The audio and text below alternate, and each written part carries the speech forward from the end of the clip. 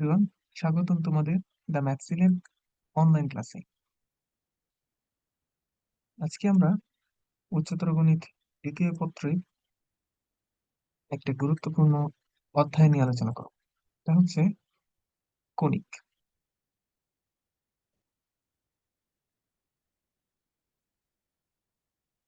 কণিক। তো কণিক হচ্ছে একটা সমতলে যদি একটা নির্দিষ্ট বিন্দু আমরা কল্পনা করি, সাপোজ এটা একটা বিন্দু, যদি আমরা কল্পনা করি এবং একটা নির্দিষ্ট রেখা যদি কল্পনা করি,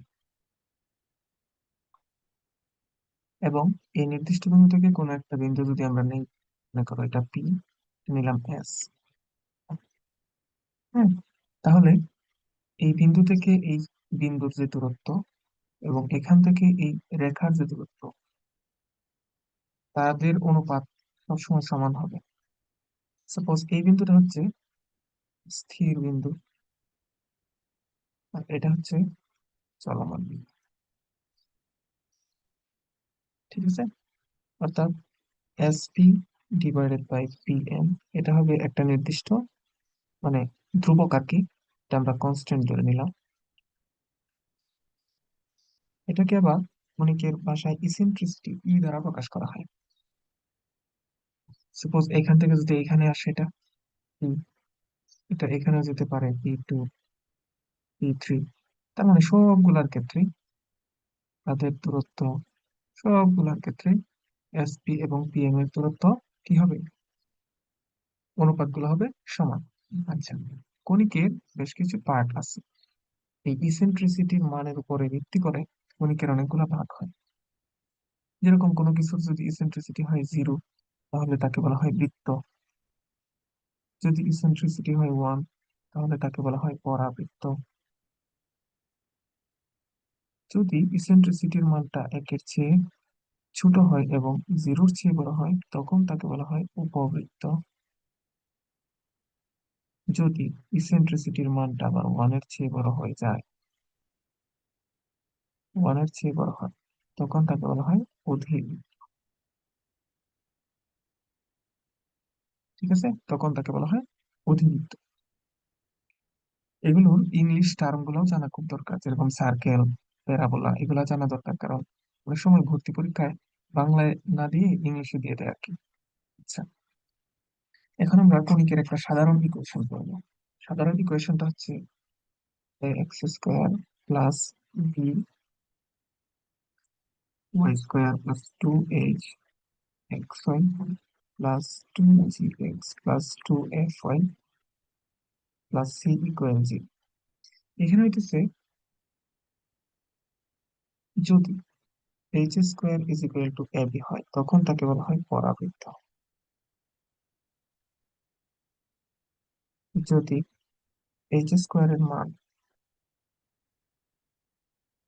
হয় 0 এবং এ ইকুয়াল বি হয়, তখন তাকে বলা হয় বৃত্ত। আবার যদি এইচ স্কোয়ারের চেয়ে এ বি এই মানটা বড় হয়, তখন তাকে বলা হয় উপবৃত্ত। কিন্তু এটা এরকমও হতে পারে, এইচ স্কোয়ারের মানটা বড়, তখন তাকে বলা হয় অধিবৃত্ত।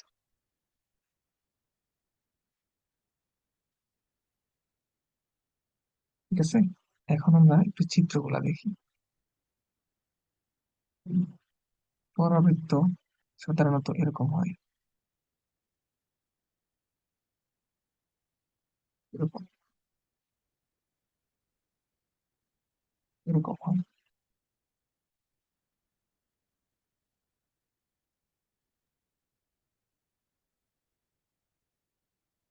উপবৃত্ত সাধারণত এরকম হয়।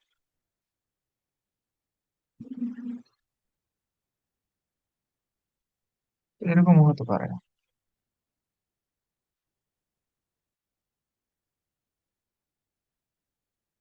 অধিবৃত্ত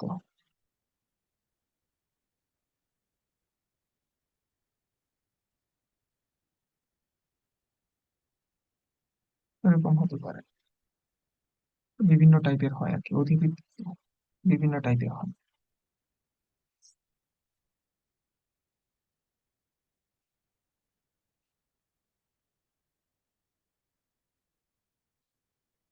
অনেকটাই বের হয়ে থাকে।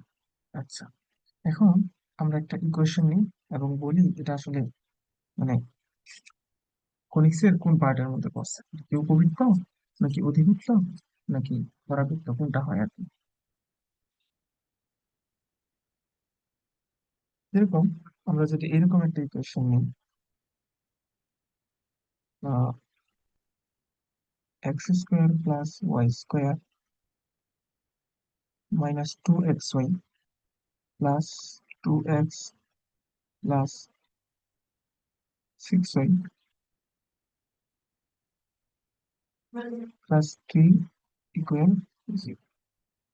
এখানে আমরা আইডেন্টিফাই করি a ইকুয়াল কত, a ইকুয়াল হচ্ছে 1, b ইকুয়াল কত, b ইকুয়াল 1, h ইকুয়াল কত, h হচ্ছে এটা 2hx, এটার সাথে কম্পেয়ার করলে হয় h ইকুয়াল -1। হ্যাঁ, এখন আমরা দেখি যে h স্কোয়ার ইকুয়াল কি, h square equal -1 square equal 1, ab equal কি হয় 1 ইন্টু 1 ইকুয়াল 1। তার মানে কি দাঁড়াইছে, h square is equal two ab। সুতরাং এটা একটা পরাবৃত্ত।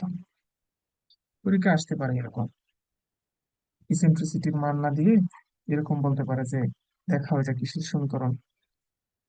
এগুলা ভালোভাবে পড়ে থাকা আর কি, পরে বুঝে বুঝে পড়া খুব দরকারি। আচ্ছা, এখন আমরা আরেকটা সমীকরণ নিতে পারি, 3x square plus 3y square plus 2xy minus 12x minus 12y plus 12y plus 4 equal. এখানে আমরা আইডেন্টিফাই a ইকুয়াল কত 3, b ইকুয়াল 3, h ইকুয়াল 1 আগের মতো 2hxy।